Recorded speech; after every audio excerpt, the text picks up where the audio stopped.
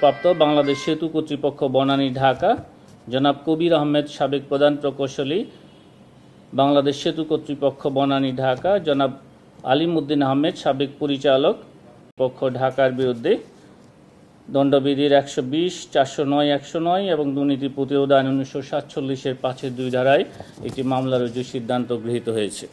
পরস্পর যোগসাজশে ক্ষমতার অপব্যবহার ও অপরাধমূলক বিশ্বাসভঙ্গের মাধ্যমে দুর্নীতি ও প্রতারণার আশ্রয় নিয়ে 548 কোটি টাকা মোহাম্মদ সাইফুল আলম চেয়ারম্যান এসালাম গ্রুপের স্বার্থ সংশ্লিষ্ট বিভিন্ন প্রতিষ্ঠানে স্থানান্তর, রূপান্তর এবং হস্তান্তর করার অপরাধ অনুসন্ধানকালে প্রমাণিত হয়েছে।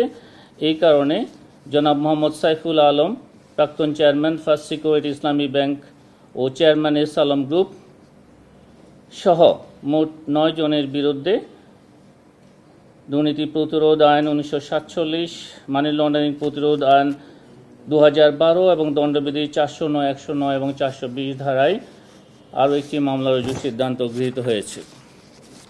পরস্পর যোগসাজশে ক্ষমতার অপব্যবহার এবং অপরাধমূলক বিশ্বাসভঙ্গের মাধ্যমে প্রতারণা ও জাল জালিয়াতির আশ্রয় নিয়ে নাম সর্বস্ব ভুয়া প্রতিষ্ঠানের নামে কাগজপত্র সৃজন করে বিনিয়োগ প্রস্তাব শাখা হতে প্রধান কার্যালয়ে প্রেরণ ও ঋণ অনুমোদন, একই প্রক্রিয়ায় যথাযথ যাচাই ছাড়া ও ঋণ যোগ্যতা নিরূপণ না করে ঋণসীমা বৃদ্ধি এবং ঋণের নামে গৃহীত 1077.11 কোটি টাকা পরবর্তীতে মোহাম্মদ সাইফুল আলম চেয়ারম্যান এসালাম গ্রুপের স্বার্থ সংশ্লিষ্ট বিভিন্ন প্রতিষ্ঠানে স্থানান্তর, রূপান্তর এবং হস্তান্তরের অপরাধ অনুসন্ধানকালে প্রমাণিত হয়েছে। এই কারণে জনাব মোহাম্মদ সাইফুল আলম সহ 31 জনের বিরুদ্ধে আরও একটি মামলা রুজুর সিদ্ধান্ত গৃহীত হয়েছে।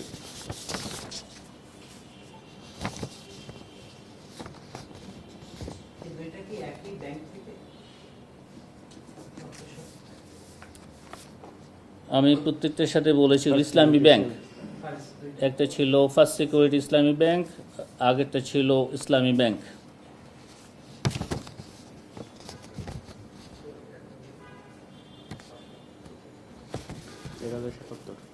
পরস্পর যোগসাজশে অপরাধমূলক অসৎ আচরণ, প্রতারণা ও অপরাধমূলক বিশ্বাসভঙ্গের মাধ্যমে ইসলামী ব্যাংক বাংলাদেশ লিমিটেডের পরিচালনা পর্ষদ কর্তৃক 2023 সালে পবিত্র ঈদুল আজহা উপলক্ষে সারা দেশের 8,000 বিধবা, বয়স্ক, প্রতিবন্ধী এবং ছিন্নমূল পরিবারের মাঝে ত্রাণ সামগ্রী হিসাবে বিতরণের জন্য বরাদ্দকৃত এবং গুলশান শাখায় আইবিসি এর মাধ্যমে প্রেরিত 5 কোটি টাকা সঠিক প্রক্রিয়ায় বিতরণ না করে তৎকালীন উপব্যবস্থাপনা পরিচালক জনাব আকিজউদ্দিনের প্রতিনিধি জনাব এস.এম. জামাল উদ্দিন ওরফে রাসেলের নিকট নগদে প্রদান এবং পরবর্তীতে উক্ত অর্থ নিজেরা আত্মসাৎ করার অপরাধ অনুসন্ধানকালে প্রমাণিত হয়েছে। এই কারণে জনাব মোহাম্মদ মনিরুল মাওলা সাবেক ব্যবস্থাপনা পরিচালক সহ মোট 4 জনের বিরুদ্ধে দণ্ডবিধির সংশ্লিষ্ট ধারা এবং দুর্নীতি প্রতিরোধ আইন 1947-এর সংশ্লিষ্ট ধারায় আরও একটি মামলা রুজুর সিদ্ধান্ত গৃহীত হয়েছে।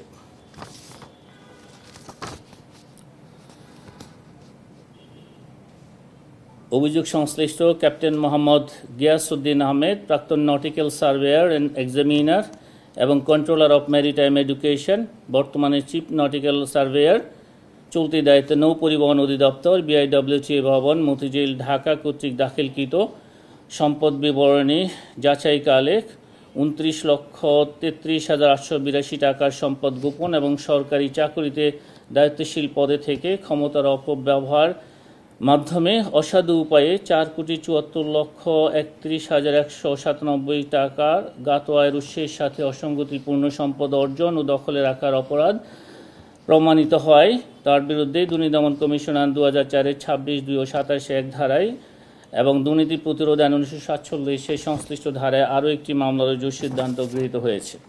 এই মামলাটা রুজু হয়ে গেছে অলরেডি, এই জন্য আমরা এই প্রক্রিয়াটা একটু বলি, ঠিক আছে?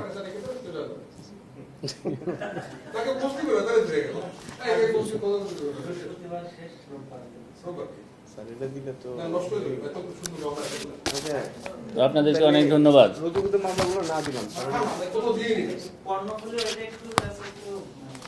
আমাদের এই যে আপনাদেরকে গ্রুপের ব্রিফটা আরো বড় আকারে দিবে।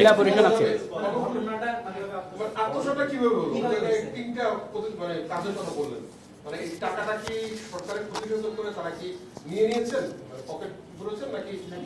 আমরা বলেছি এটা আর্থিক ক্ষতি সাধনের কথা আমরা বলেছি, যে সরকারের আর্থিক ক্ষতি সাধন হয়েছে যেই জিনিসগুলো মানে যে বিশেষজ্ঞ কমিটি ছিল নিজেরা তৈরি করেছে পিপিআর 2006 লঙ্ঘন করে, তাদের সুপারিশও যে বিষয়গুলো ছিল না সেই সমস্ত বিষয় অন্তর্ভুক্ত করে এই 59.80 মিলিয়ন ডলার এটা ব্যয় করা হয়েছে, যেটা ওই সময়ে প্রয়োজন ছিল না।